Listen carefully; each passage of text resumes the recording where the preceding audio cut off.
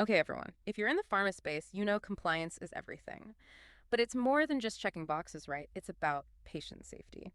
And the ultimate test. That's the pharmacovigilance inspection or PV inspection. PV really is the regulatory spine for drug safety globally.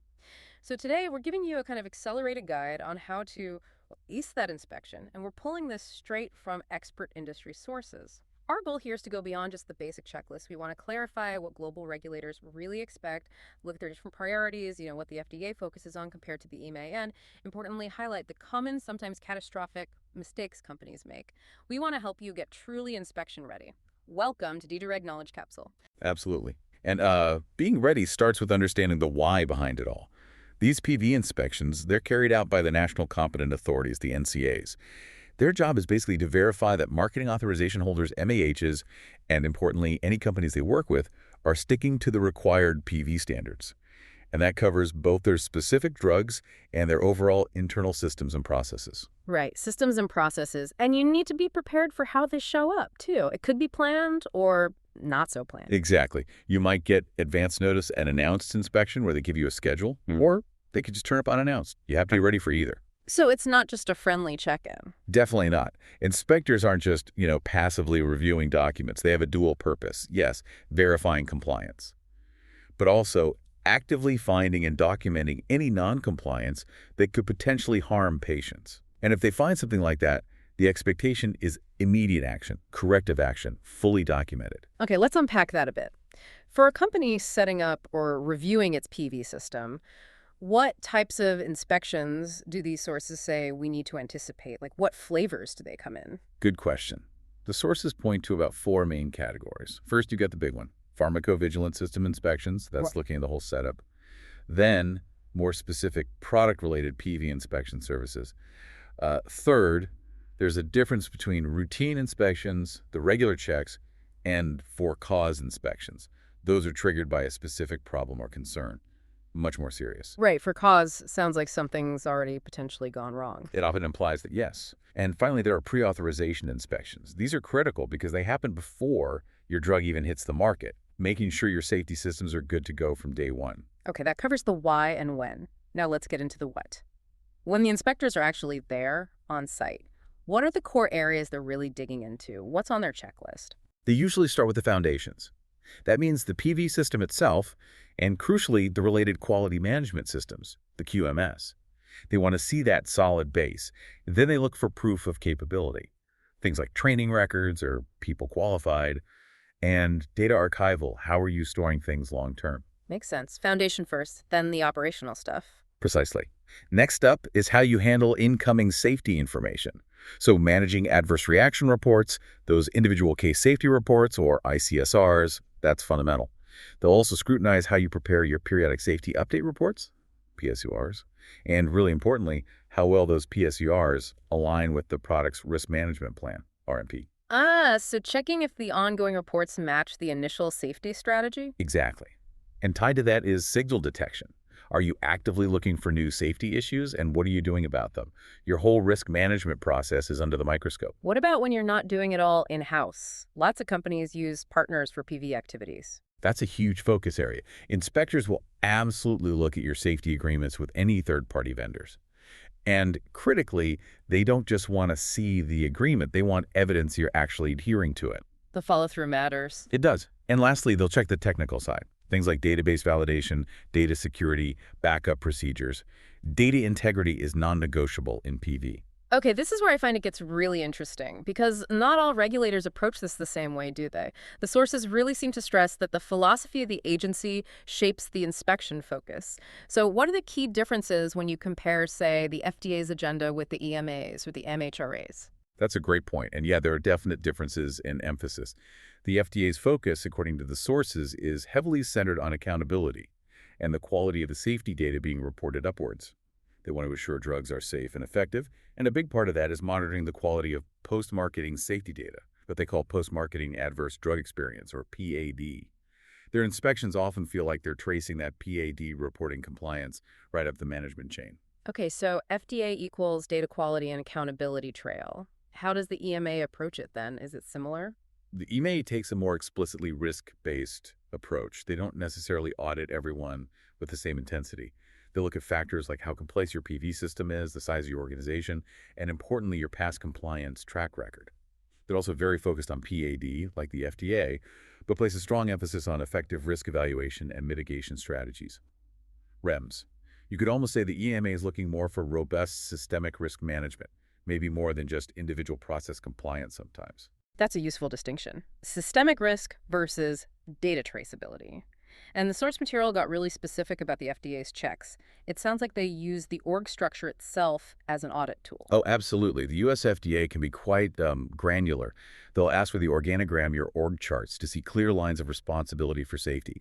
They want process maps, workflow diagrams for everything from receiving safety data to assessing it, compiling it, reporting it. They review your audit programs, internal and external. And they really drill down on training, demanding CVs, job descriptions, training certificates. They want proof the person handling the safety data is fully qualified. Wow, okay. So proving individual competence is big for the FDA. What about the data flow itself, especially with partners? They scrutinize that heavily, too. They'll review your internal processes for finding PAD reports in scientific literature, and they demand to see all your safety data exchange agreements, SDEAs, if you have co-marketing or co-licensing deals. The key insight here might be that the FDA uses these documents, like the org chart and SDEAs, to ensure accountability flows right up to the top for any PAD failures. The EMA seems perhaps more focused on the overall risk model's effectiveness. That clarity is really helpful. So where does the MHRA, the UK regulator, fit in this picture? Are they closer to the FDA or EMA model? The MHRA is comprehensive, for sure, but their routine focus often seems very practical, very centered on the day-to-day implementation of risk management. So their standard checks cover data collection, ICSR management after a drug is approved, PSURs, signal management, compliance management, including the oversight provided by the QPPV, Qualified Person for Pharmacovigilance. But what often stands out with the MHRA is their deep dive into additional risk minimization measures, ARMs, and non-interventional post-authorization safety studies, and IPAS. They really want to see that these specific risk control tools are actually working in practice as intended. Got it. So knowing what they check is step one, but step two is knowing where things typically go wrong. What are the common failures inspectors find? The kind of things that escalate from a finding to a serious breach. Yeah, looking at the documented failures is quite revealing. They often point to systemic issues, particularly around documentation and oversight. Let's start with risk management failures.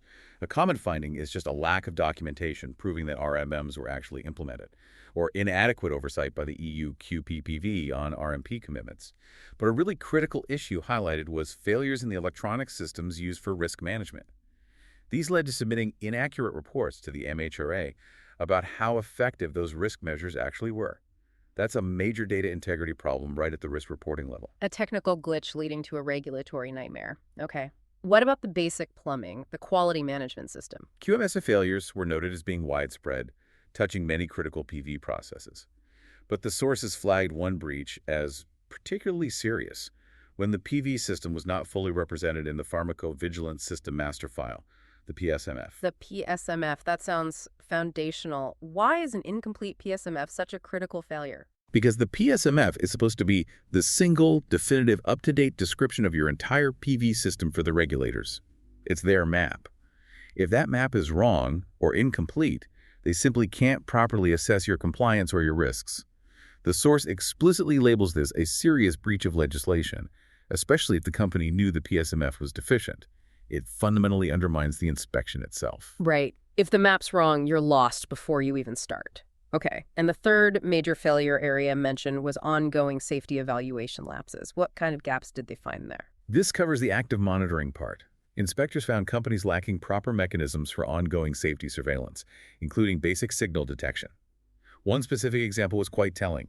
Safety signals that had been identified by a previous service provider were simply not followed up on by the current MAH.